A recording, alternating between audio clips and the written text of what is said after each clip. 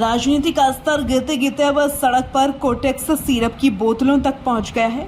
शुक्रवार को एनएसयूआई संगठन से जुड़े कुछ कार्यकर्ता बिना अनुमति के रीवा एसपी कार्यालय पहुंच गए और वहां हंगामा करना शुरू कर दिया। चौंकाने वाली बात यह रही कि प्रदर्शनकारी खुद कोटेक्स सिरप गटक कर पहुंचे थे और सरकार के खिलाफ नारेबाजी कर रहे थे। एसपी कार्यालय की सुरक्षा व्यवस्था उस समय बिगड़ गई जब प्रदर्शनकारियों ने जबरदस्ती अंदर घुसने की कोशिश की। हालात बिगड़ते देख सीएसपी ने मोर्चा संभाला और बल प्रयोग करते हुए पूरे दल को खदेड़ दिया।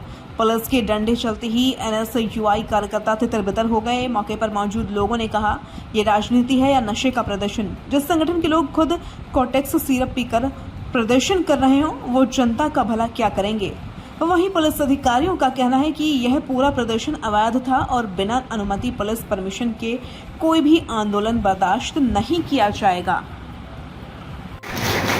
और जो नशे का आदी हो जाएगा, सब कुछ देखेगा लेकिन कुछ कर नहीं पाएगा,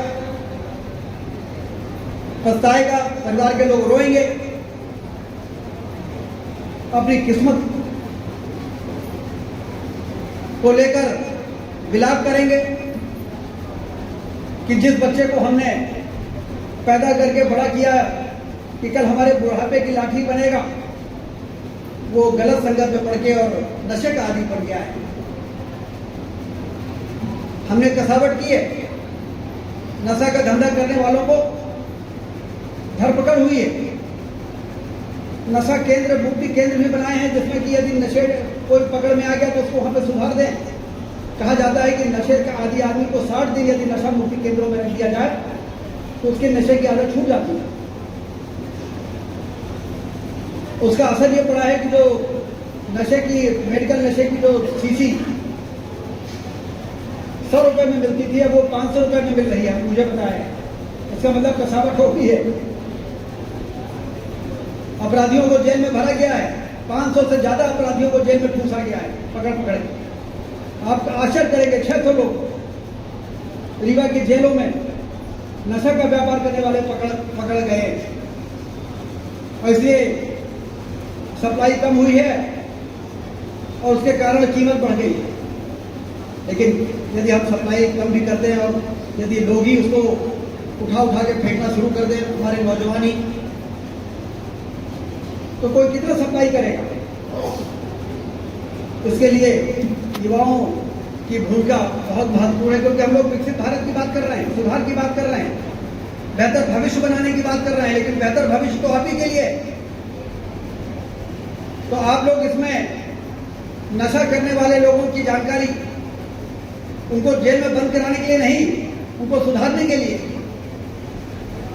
अपनी भूमिका का निर्वहन आप ही कर सकते हैं। तो सारे युवाओं से मैं पूछना चाहता हूं, आप लोग इस काम में अपना योगदान देंगे कि नहीं देंगे? तो जरा हाथ उठाएं युवा जितने हैं, कॉलेज वाले। आप लोग को ये पता करना है, नजर रखनी है कि हमारे मोहल्ले का, हमारी गली का, हमारे परिवार का, हमारे कॉलेज का कौन सा लड़का ऐसा है जो कोरेक्स और नशे की आदत के चपेट में आ गया है। उसके साथ सहानुभूति रखना है, उसकी सूची बनाना है, उसकी सूची चुपचाप देना है, किसने दिया मालूम नहीं पड़ेगा। और प्रशासन और डॉक्टर्स उनको सुधारने का काम करें। अपराधियों को तो जेल में बंद करेंगे, सप्लायर है, थोक विक्रेता, फुटकर विक्रेता, वो तो जेल में जाएंगे, लेकिन जो उसका सेवन कर रहे हैं तो सुधार केंद्रों में उनको सुधारने का काम होना चाहिए कि नहीं होना चाहिए? ये काम होना चाहिए कि नहीं होना चाहिए?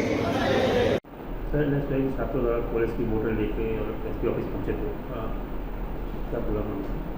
देखिए, एसपी ऑफिस में किसी भी धरना प्रदर्शन करने के पहले एक परमिशन लेने की व्यवस्था है।